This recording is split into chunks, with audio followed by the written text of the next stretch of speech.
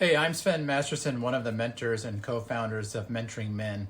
And in this video, I want to talk to you about one of the harder realities that I encounter as a man and as a mentor in helping men who are trying to overcome some pretty significant challenges in their marriage relationship or long-term relationship. We meet a fair amount of the men that come to us because they've just heard some really hard news. Usually it's something like, I need space, I'd like a divorce, I'm not in love with you anymore, or I love you, but I'm not in love with you anymore. Men might have heard, I want a separation, I'm having an affair, etc. All kinds of things, but all of these land on a man in a really startling way that is not only abrupt, but it's very painful. And so when we meet men like this, they tend to be in a state that we call hair on fire. They're like men who have just experienced trauma, and like anyone in trauma or in a survival circumstance, are doing anything and everything they can do to try to survive. And so we meet a lot of men like this, and our core message is actually, hey, brother, we know this is painful, but you have to learn to be okay.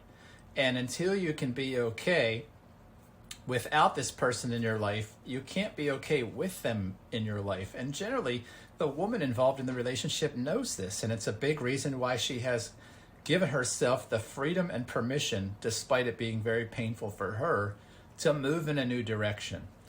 And yet, a lot of men just don't want to hear this. Men want to cling to and grasp onto the relationship. And so it kind of reminds me when my kids were little, we took them to the YMCA for swimming lessons, and I can remember being on the side of the pool trying to help my sons learn to swim, but they had such a death grip on my neck that I couldn't teach them how to swim, but I also sometimes just feared for my own well-being in that pool, because as much as I wanted them to swim, they wouldn't let go. And because they wouldn't let go, not only could they not learn to swim, but they also put me in a little bit of a heightened state of anxiety, and also just fear of swallowing water and getting pushed under by my kid's death grip on my neck. And I remember being kind of annoyed by that. And what I'm talking about there is really mild compared to how a woman feels when a man has a death grip on the relationship, where he must make it work. He must make the marriage work at all cost. And the reason this is the problem for a man is because the reason he needs to make it work like that is because the woman has become the object and the provider of a good bit of his sense of well-being. This man has become totally dependent on the woman to feel like a man, to feel admired, to feel respected, to feel appreciated, to feel love. And so a man in a highly dependent relationship, when he's faced with losing the object of his dependency, is in full-blown panic and terror mode. That's the hair on fire man. And when we talk to a lot of those guys and we tell them, hey, you need to let go, you need to release the grip, you need to stop being outcome dependent, quite bluntly, a lot of men just say, I don't want to. I don't ever want to be okay without her. And this guy thinks, in this kind of weird, twisted way, that the moment I become okay without her, I'm somehow signaling that I will be without her forever. And so in this man's mind, in the anxious, hummingbird, hair on fire man's mind, if I let go of her, she runs off and I'll never see her again. And so if she were a horse, this man is hanging on to the lead rope with as much grip as he can. And he's just convinced, man, if I let go of this rope, this horse will flee the pasture, jump over the fence, and that's it, she's gone. And so a man is afraid to release that pressure, to release that grip. He's convinced, if I hold on to this, it'll work. But what he doesn't realize is his hands are bleeding, they're getting shredded, and the horse at the end of that lead line cannot wait to get away from that pressure. The more he holds on, the more she wants to go. And so as much as this man wants to hang on to this idea, I don't want to be okay on my own, what he doesn't realize is he's actually assuring that he will be on his own in this relationship. The more he closes his grip around her neck or on the lead line, pick your metaphor, the more certain it is that she will flee. And the reason is because a woman instinctively knows that the tighter a man grips, the more he needs to control, the more dependent on her that he is. And I haven't met a woman yet who wants to be the dependency, the source of dependency for a man's sense of well-being and happiness. It's a bit like saying, hey, sweetheart, would you like to come to my birthday party? And a woman says, sure. And she says, can I bring anything? And he says, yeah, bring the party. I want you to bring the cake. I want you to bring the ice cream. I want you to bring the presents. I want you to bring the other people. I want you to bring the noisemakers. I want you to bake all the food. Well, suddenly that invitation doesn't look very endearing, because being invited to come to a party that you have to bring the party is not really a good time. And yet this is exactly how a lot of men live a relationship. They say, I want you to be part of a relationship, but I need you to be responsible for everything, including my sense of well-being. And so when that feels threatened, boy, I am going to hold on to that with all my might. Now, one of my favorite pictures of this in story is the story of Anakin Skywalker. If you've watched the Star Wars movies, I get confused about which numbers are which. You might remember that there was this one of the Star Wars films where Anakin has a dream that his wife Padme perishes in childbirth. And this dream just greatly disturbs him. And so as an unsettled and insecure man that Anakin is, he goes to great lengths to try to prevent the demise of his wife, to prevent her death in childbirth. And if you're familiar with that story, you know already that it's actually the actions he took in the fear of an anxiety of what might happen that caused it to happen. And Padme does die on childbirth. He does, I don't remember if he loses the baby or not, but he loses the very thing he sought to control.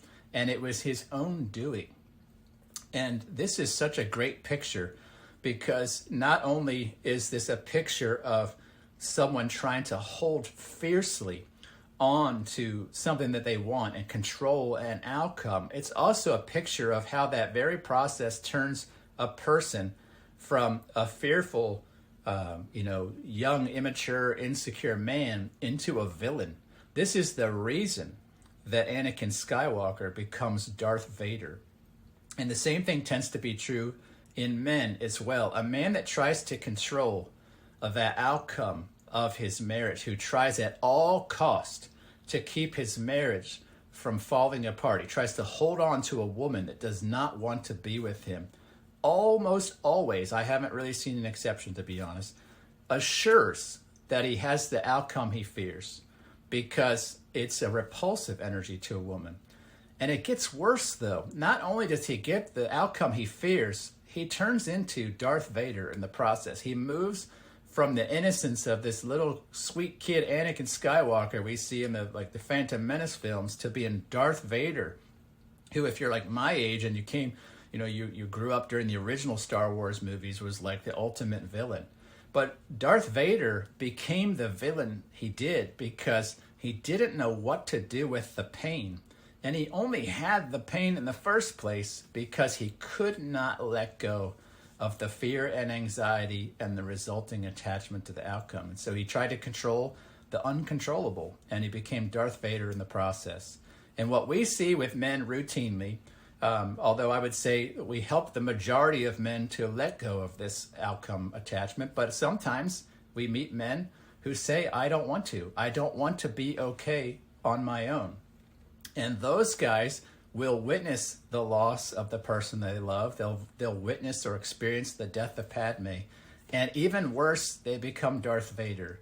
They don't move on necessarily to heal from that energy. They turn into villains. They end up hating usually the very person that they swore their undying love and attention to. The person who they tried to save the relationship.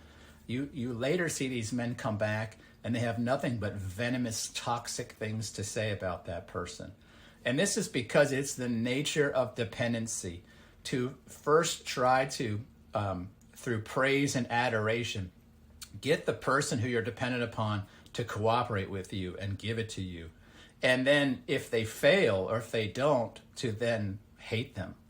And that's a really terrible thing, but this is really, really a prominent feature in dependency-based relationships, is this hand-wringing and undying devotion that says, I can't get on without her. I don't want to ever be without her. I don't want to be on my own. And then a man gets forced into being on his own, and then he hates the person. And that's a great indication, actually, that you have or had a dependency-based relationship.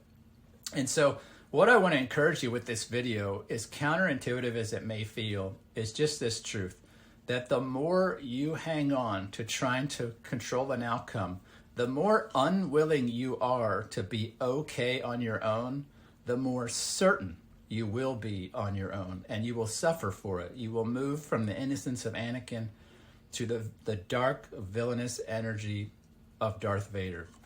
And we want better for you than that. I think you want better for you than that. And so if you're struggling with that, you need to get yourself around men who will help you release that death grip on other people's necks, who will help you to become less dependent. In fact, self-reliant is a better way to look at that. We excel at that in the Mentoring Men community. That's one of our core 4 fundamental virtues, is helping men to become self-reliant instead of dependent. Because until you are self-reliant and you're not dependent on this other person, you're in a position of disadvantage that will cost you your relationship, that will move a woman away from you. And to be blunt, if you're not okay without a relationship, like I said, you're not okay in one. And in order to get a relationship back on track, you have to be okay without it. I know that sounds paradoxical. I know that scares you if you're listening to this and you want to keep that attachment going, but it's a surefire way to get exactly the outcome that you don't want. If you want to talk more about this, I invite you to reach out. You can scroll down below. You'll see a link where you can set up a one-on-one session with myself or one of the other mentors on Mentoring Men. We would love to talk to you about outcome dependence and things like learning to be okay, even if you don't want to, and how to become self-reliant, and what kind of mindsets and heart sets and tool sets and understanding helps a man to turn these situations around. We're very good at helping men turn these situations around to the degree they're willing to let us. And we would love to talk to you about your situation, what's going on for you. We have all kinds of resources and courses and material and people, and we're ready to talk to you about all of that in a really deep and connecting one-on-one session. No sales pitch. We'll tell you a little bit about what we do, but we're not going to invite you to any special purchase or act now. No sales funnel, none of that. Just a one-on-one call with a human being who's been where you are and who cares. And you can do that by clicking the link below in the description. With that, I wish you a great weekend. I wish you prosperity, and specifically that you learn to let go. And I'll talk to you soon. Take care.